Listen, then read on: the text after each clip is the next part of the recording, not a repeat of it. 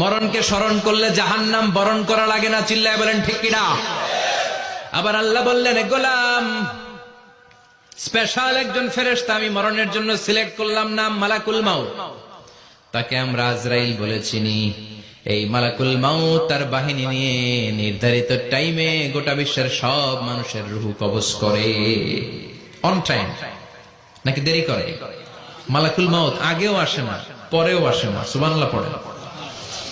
সাইয়েদনা সুলাইমান আলাইহিস সালামের জামানাতে ওনার এক ওয়াজির ছিল, মন্ত্রী। ওই মন্ত্রীকে নিয়ে উনি বৈঠক করতেন। ওনার সময় উনি মালাকুল মাউতের সাথে বৈঠক করতেন। শুনতেছেন? আপনাদের মনোযোগ আছে তো? উনি বৈঠকে বসেছেন, মালাকুল মাউত বসা, ওয়াজিরও বসা। হঠাৎ মালাকুল মাউত ওয়াজিরের দিকে বড় বড় চোখ করে তাকাচ্ছেন। বড় বড় চোখ করে তাকানোতে ওয়াজির ভয় পেয়েছে। হঠাৎ মালাকুল মাউত চলে গেল। ওয়াজির বলে, ও